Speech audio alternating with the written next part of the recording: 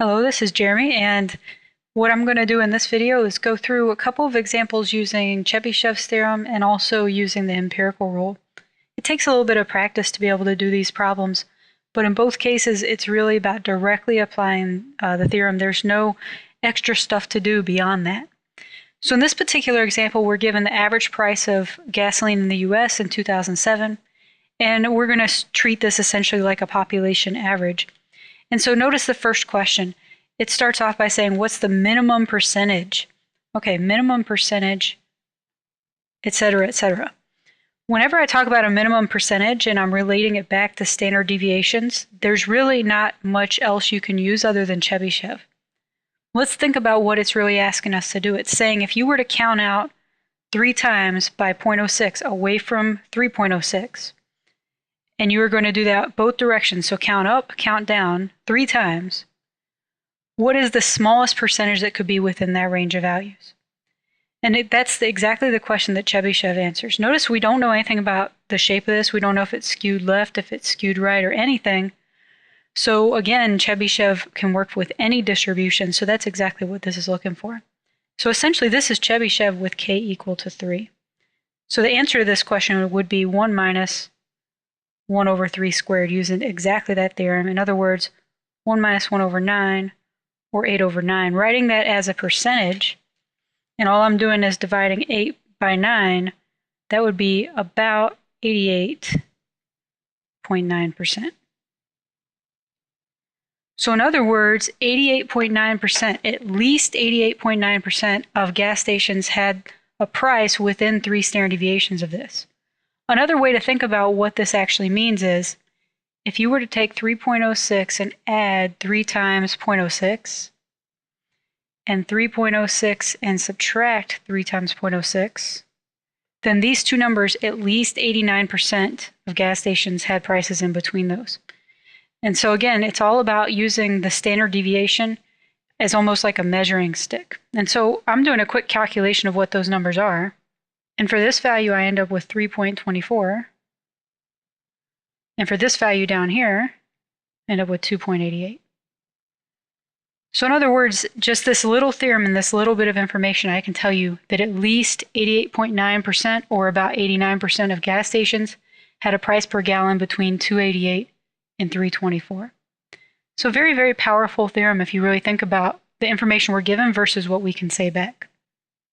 Okay, notice that this is the same style question in part B as what we just did a second ago. The only change here is that now k is 2.5. So this would be 1 minus 1 over 2.5 squared. In other words, 1 minus 1 over 6.25,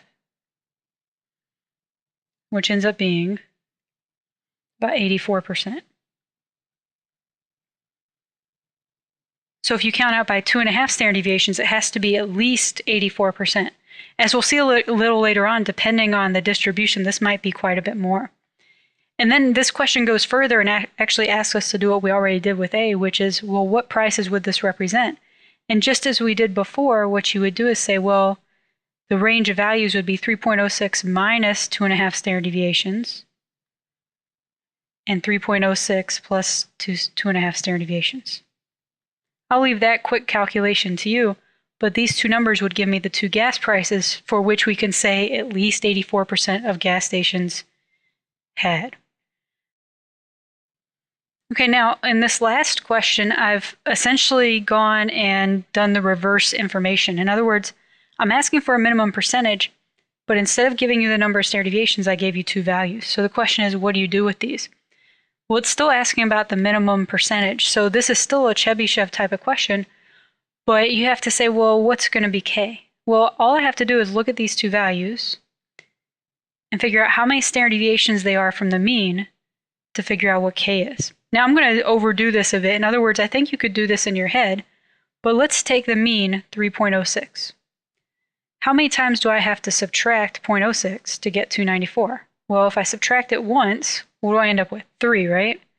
If I subtract it a second time, there I go, I get 2.94. So this must be 2 standard deviations below the mean. 2 standard deviations below the mean. Okay, well, what about 318? How many times do I have to add 0.06 to get 318? Well, one time I'll get 3.12, right? Another time I'll get 3.18. So this must be 2 standard deviations above. Again, I said we're assuming this is population data, right? So remember, this stands for population standard deviation. S stands for sample standard deviation. And remember, sigma squared stands for population variance. S squared stands for sample variance. So I'm using population data here.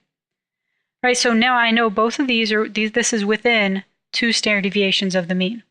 So in other words, the minimum percentage is going to be 1 minus 1 over 2 squared, k equals 2 here.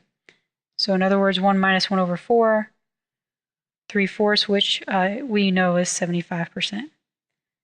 So once again, I can say at least 75% of gas stations had a price per gallon between $2.94 and $3.18. And all I'm given here is the population mean and the population standard deviation. I could do the same thing with a sample, but all my percentages would apply only to the sample, not to the whole population. Now the question is, what else can you do? Is this really all you can say? Well, no. If I know distribution's bell-shaped symmetric, I actually have a whole ton of theorems. We actually have a whole chapter later on about dealing with these types of distributions. A lot of powerful stuff comes from this. So it's very important for you to know the empirical rule. You have to just have these numbers memorized. You'll find it very useful later anyway. And so Chebychev couldn't tell me anything about one standard deviation. But I can tell you if I have a bell-shaped symmetric distribution, so this is what that general shape looks like, bell-shaped symmetric, and if the mean's right here in the middle, then I can say, well, 68% has to be within 1 standard deviation, 68%. In other words, 34% over here, 34% up here. So this is the mean minus 1 standard deviation and the mean plus 1 standard deviation.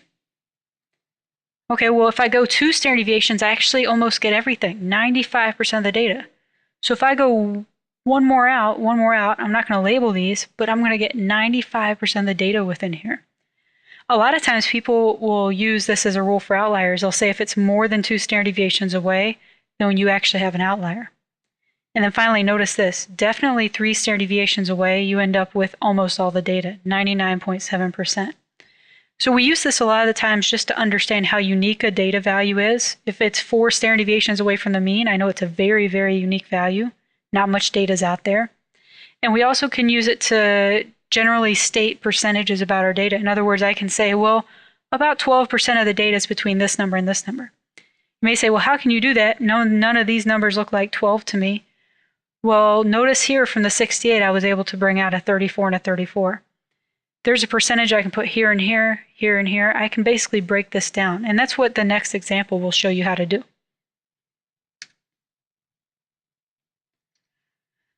All right, so this example looks very similar to our Chebychev example, but the big difference is we're told the distribution is bell-shaped. If I didn't know that, I couldn't really apply any of the stuff that I want to apply. We're also not asked about minimum percentages anymore. We're just asked the straight-out percentage. So those are 2 big differences. So, okay, we're told that scores on a standardized exam follow a bell-shaped distribution, the mean 610, standard deviation 75. The first question is, what percentage of scores are between 575 and 685? Now, just like before, I need to figure out what these represent in terms of number of standard deviations. Looking at the mean of 610, standard deviation of 75, I can see this is 1 standard deviation up. So 1 standard deviation up. And then 535, if I subtract 610 minus 75, I end up with 535. So this is 1 standard deviation down. Now with Chebychev, I'm sure you noticed it was always 1 or 2 down, 2 up, 3 down, 3 up. It was always the same. It doesn't have to be that way with the empirical rule. We actually can get more information than that. So that's why I checked both numbers. Well, this is just 68%. You may say, well, how do you know that? Because I have the empirical rule memorized. And once you have the empirical rule memorized, you can just recognize that immediately. You can see that that's just a straight memorization type of thing. Okay, well, what about more interesting questions? What percentage of scores are higher than 760? Okay, we got only one number here. First thing I need to do is figure out how many standard deviations up 760 is. So if I take 610 and start adding 75, okay, that's just going to be 685. That's not enough. Add 75 again. Oh, there we go. This should be 760. So in other words, this is 2 standard deviations up. 2 standard deviations up. Okay, well, the empirical rule tells me that if I have my mean of 610, I go 2 standard deviations down, whatever that is, and 2 standard deviations up, which is 760, that I get 95% of stuff in here. But that isn't what I want to know here. I want to know what's higher than 760. That's what I want to find. Well, if 95% is here and everything's 100%, 5% must be left over, right? But half of that, 2.5% is over here, and half of that, 2.5% is over here. The reason I can say half is because in a symmetric distribution, the mean cuts everything in half. The distribution has the median and mean almost exactly equal, so it's 50% to the left, 50% to the right. So my final answer here, what will be to the right of 760, will be 2.5% of the scores. Oh, so now you can start seeing all the extra information that comes out of this empirical rule. So let's try a couple more. Okay, very similar, right? Lower than 385. Well, 385, how many standard deviations is that below the mean? Well, here's the mean. I'm going to start subtracting standard deviations, so minus 75. That doesn't seem like it would be enough. Let me see if I subtract again, minus 75. So far, I'm just checking, 610 minus 75, minus 75. I have 460, so it's got to be one more time, minus 75. I'll end up with my 385. So this is 3 standard deviations down from the mean. Okay, now what if it was 4? Well, I don't really have an empirical rule for that, but for 3 I do. I have my distribution like this, and I know the mean 610, and I know if you count down 3 standard deviations, count up 3 standard deviations, that within here is 99.7% of the data. Okay, and I know that 385 is 3 down, and we want lower than, so we want the left-hand side. Well, what's left? 99.7%.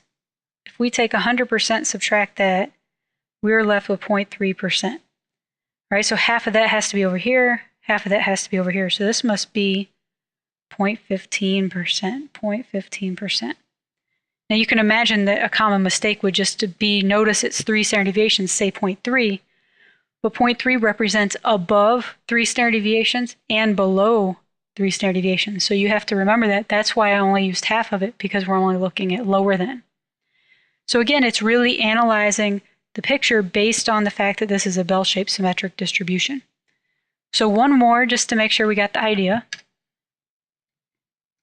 This time I made sure to count differently on both ends. So okay, so 460 is obviously below the mean. 685, that's easy to see. That's 1 standard deviation up. But what about 460? So 610 minus 75, minus 75, I end up with 460. So this is 2 standard deviations down. Again, we didn't have to count by the same, and so a lot of times students would ask me now, well, could you count by half a standard deviation or something like that? Absolutely you can. Right now, the empirical rule is more for estimation, saying you're counting 1, 2, or 3 in either direction. But later, because of how bell-shaped symmetric distributions behave, we can actually be much more specific than this. So later, we'll be able to do that, coming up in chapter 5, I believe. Okay, so looking at this, I'm going to draw a picture. Really drawing a picture of this is going to be your most useful tool. And so 610 is my mean. And now between 1 and 2, so I'm going to just start marking off. Here's within 1 standard deviation. Here's within 2. And so 1 down, I don't know what that is. I don't care. But I know 1 up is 685. And then 2 down, 1, 2 is 460. I don't know what 2 up is. I'm just having that as a label right now. So what are we trying to find between 460 and 685? So we're trying to find this whole piece right here. Okay, well, how can I use what I know, remembering that this is the mean? Well, I know within 1 standard deviation is 68%. But think about that. That's within 1 standard deviation. That's this whole thing right here. So this is all 68%. Okay, so that's part of my answer, right? Because that includes what we're trying to find. I just got to figure out what this piece over here is. Well, I know that between 2 standard deviations is 95%, right? So what's left over here and left over here is whatever's between 95 and 68%. So 95 minus 68.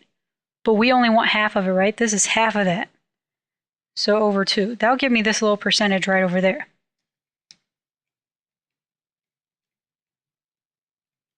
So I end up with 13.5. 13.5.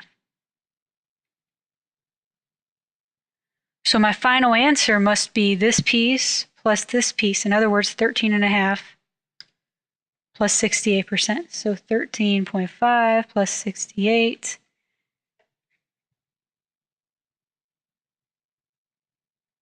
It's 81.5. So my final answer must be 81.5%.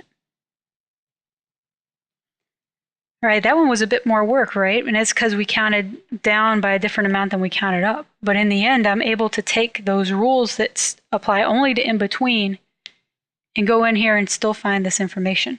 So the empirical rule, very important to memorize. Chebychev's theorem, very important to memorize, because they give you a general overview of how we can use the standard deviation to understand entire distributions.